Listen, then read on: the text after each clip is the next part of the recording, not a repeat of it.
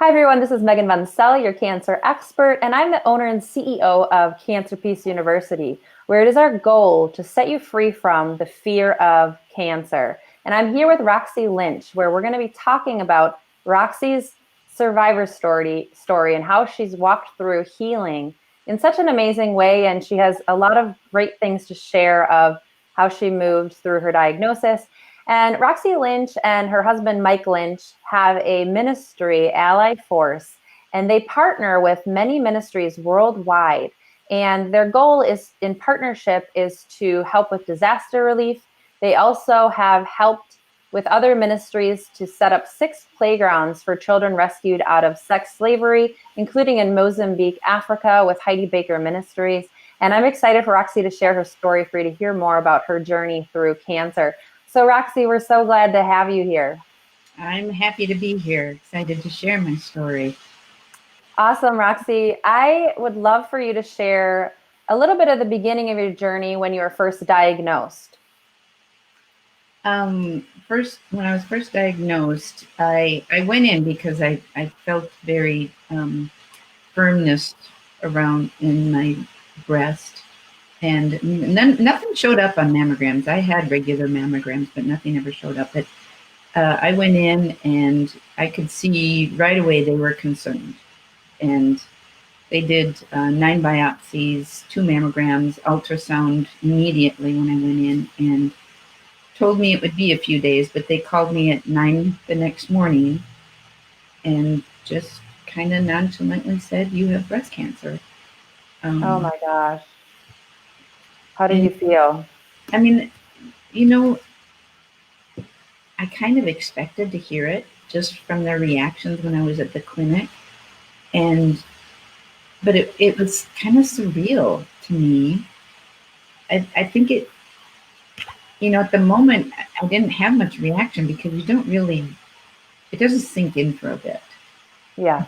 I remember the next few nights just being, there's nights I would be curled up in a ball in the attic and just go up there and just listen to worship music just to get beyond the fear. Cancer immediately, it partners with fear. Mhm. Um, and the Yeah. fear can be overwhelming if you don't deal with it immediately. Yeah, it can. And a week later, I was in there, and they're just so nonchalant, and just told me, "Yeah, your breast is full of it. It's not a lump. We're gonna have to take it off. We're gonna have to reconstruct, and blah blah blah." And I told her, I said, "I'm gonna pray and trust God that you don't have to take my breast." And she basically said, "That's not gonna happen." Um, they did tell me on my way out the door, they stopped me and said, "Don't fall for any of those no sugar diets. They don't work." Wow. And what did you think when you were told that?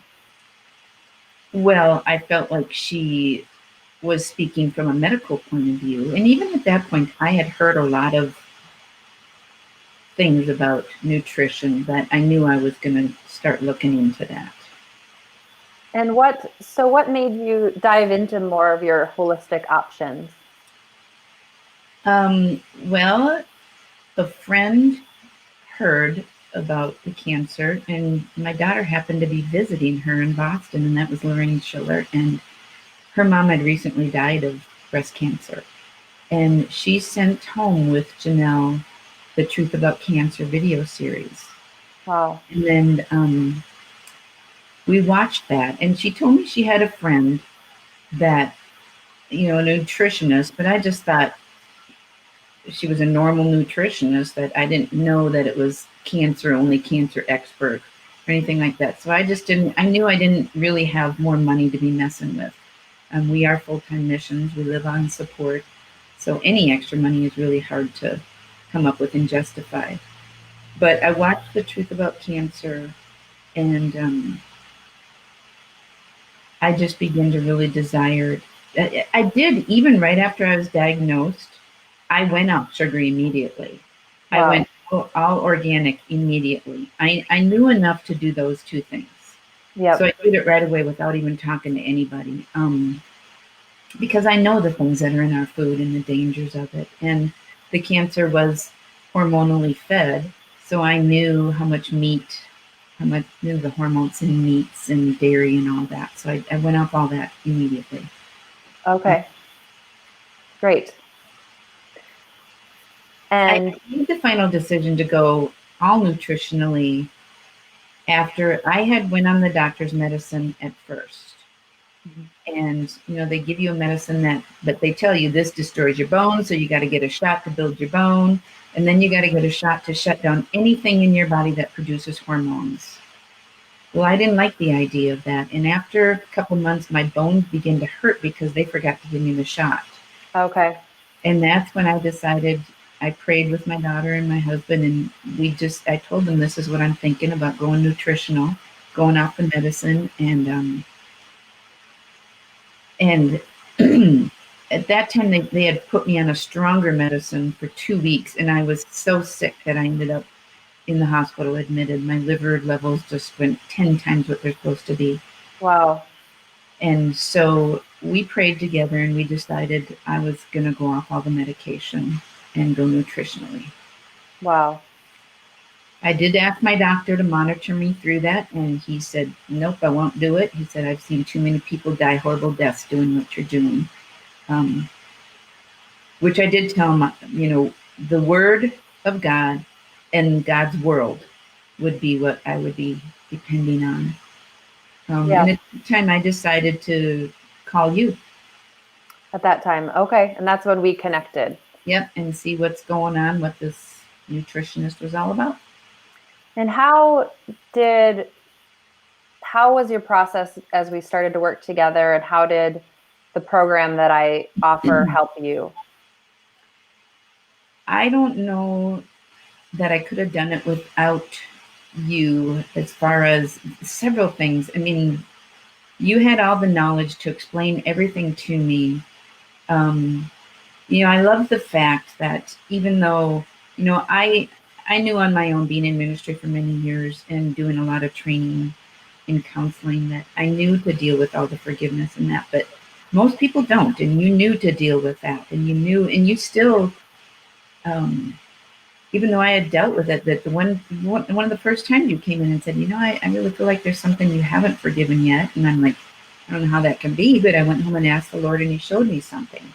Yeah. But as far as all of it, the guidance, and even just like when the doctor told me I was going to die a horrible death, even after I had seen some progress, and I wrote you, and you're like, okay, don't let fear grab you. It can't grow and shrink at the same time. And you helped me get out of that fear really quick. Great. That the doctor had put on me. Great. That's awesome. And through your journey, looking back, what would you say were the moments that you remember in terms of your low moment and your high moment? And how did you get there? How did you go from the low moment to the high moment? Well, I gotta say honestly that, in the beginning, there's so very many low moments where I would be battling with the fear and the faith. Yep. And I can remember really struggling with that, because I've taught about fear and faith being opposing factors. And one time the Lord said to me, he said, if you never had fear, you'd have no reason to trust me. Mm-hmm. And he reminded me of the story of Peter, and I'll make it very short. I have a long version of it, but just how when Peter got out of that boat to walk on the water, and he started sinking because he was looking at the storm and getting fearful, as he was sinking, he just held out his hand and said, help me, Lord. And Wow. it says Jesus stretched out his hand and helped him. But in the middle of fear, it's okay to have fear, as long as you just reach out your hand and say, help me, Lord. I don't know what to do. And the Lord would immediately help me out of my fear. Wow. My lowest point actually came after my highest point. And my best point was after 1 year. when my blood test showed that that the cancer was completely, I was in normal levels. That Wow. was my high. Um, Amazing. I I mean, remember that.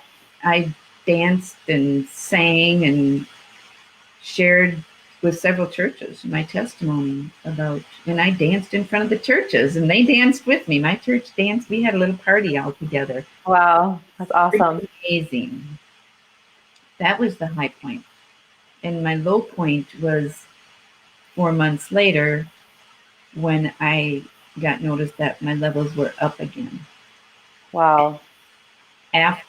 Because the Lord had told me I it was gone and I was healed, I was very confused. I was very angry, and I'd never been angry at God my whole life. Mhm. Um, but you had told me not to go off a certain herb that I was on yet, because even though I was healed at that point, my body was still going through the healing process. Yeah. And I did go off that herb, and my numbers did go up. And when I got that notice, I went, you told me go back on it, and I did, and my numbers went right back down. Wow. It's such a roller coaster. There's so many emotions attached to a diagnosis, and hearing good news and then bad news and navigating all of that. What would you say for looking back in the last um, year and a half of your process? What would you say was the most important factor for you? Well, I have to say the most important factor was God, Yeah, because He did give me a word in the beginning that I was healed, but it was going to be a journey. And I awesome. depended on Him every step of the way. And there's so many times I would hear, "You're not doing well." I would, I would hear the fear come into my head, and I would combat it with, "But God said I was healed," so I knew in my heart it was going to happen. Yeah, And the second most important, I have to say, would be you helping me and guiding me along through that. The two together were just the perfect combo for me.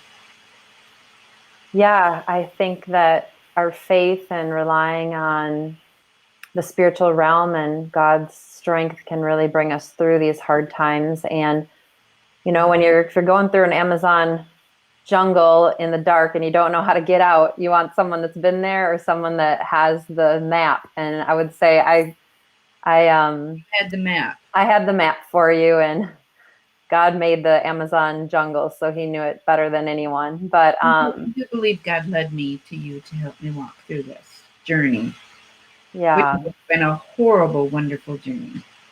yeah. And what would you say now, looking back and where you're at? What do you feel like this process has done to even change you, or what good have you seen come out of it? I don't even think I'm the same person I was 2 years ago. And I think I look at everything differently. I look at people differently.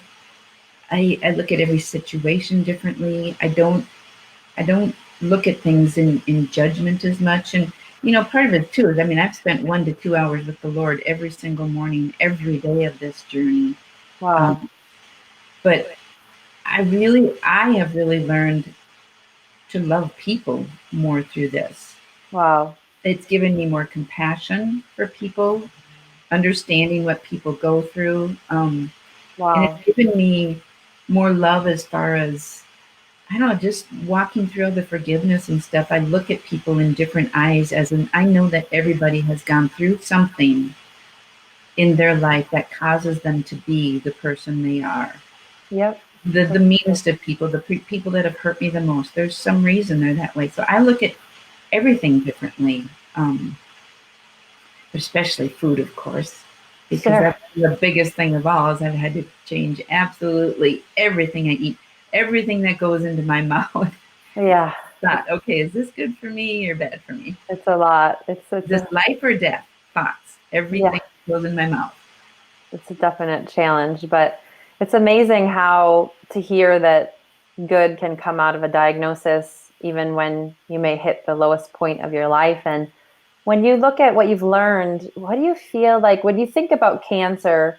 What do you feel like cancer is, and how do you understand cancer now, being on the other side of a diagnosis?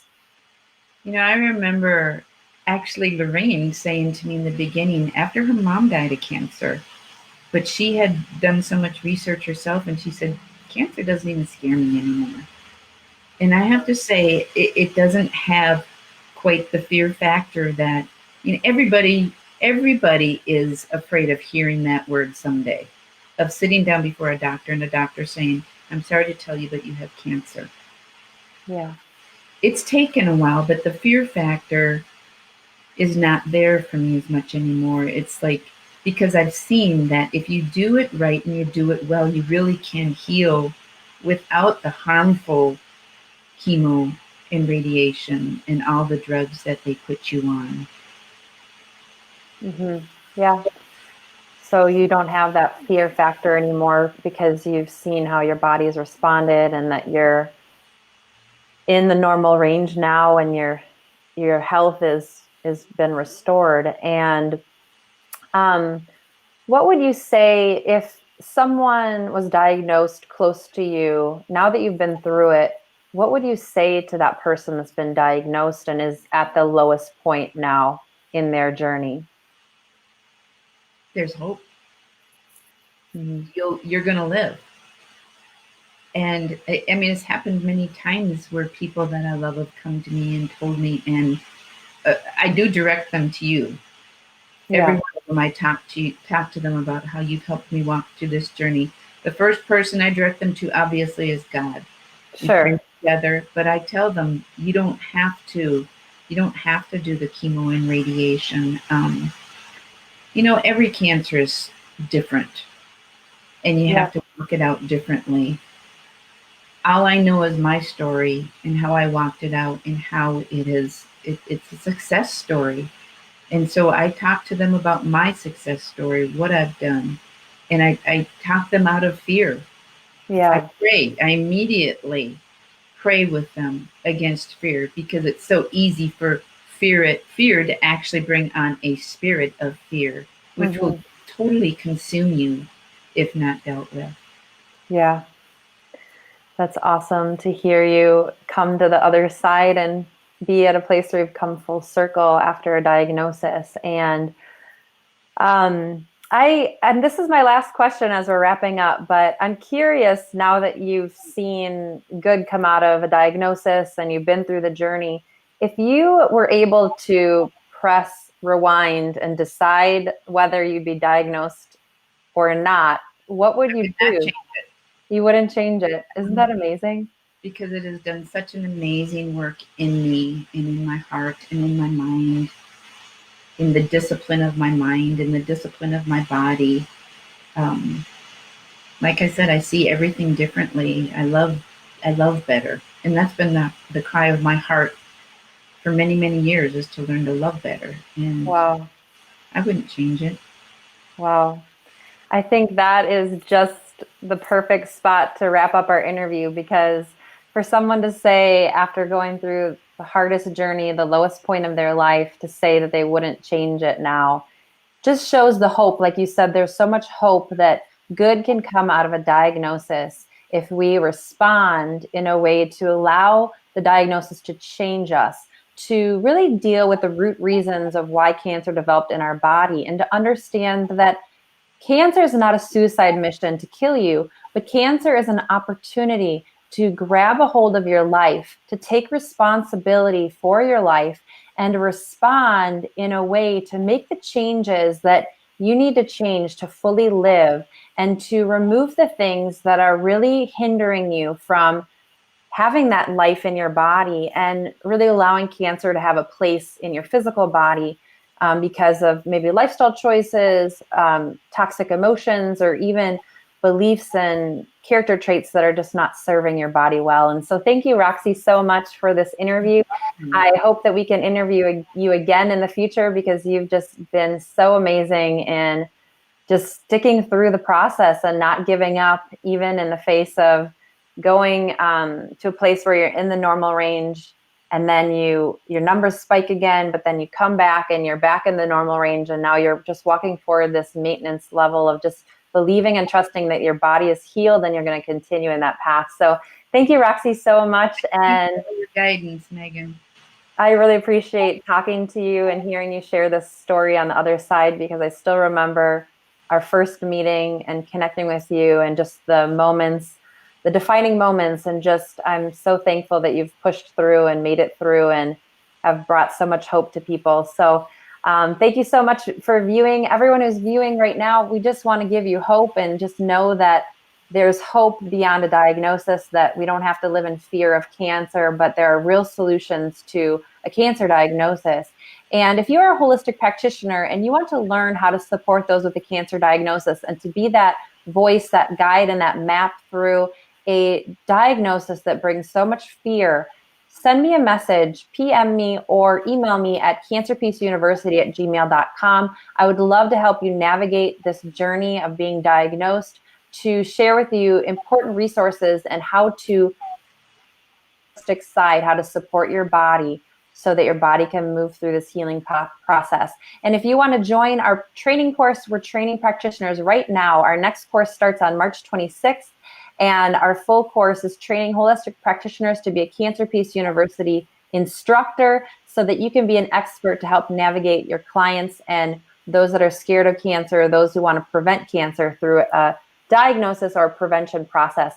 And I look forward to hearing from you. If you want to message me, I'll send you a free copy of my book, What is Cancer? And Roxy, we really appreciate you sharing your heart and your passion and your journey with us. And I hope you have a great day, and we'll be in touch. You too. Have a great day. Bye. Thank you, Roxy. Bye now.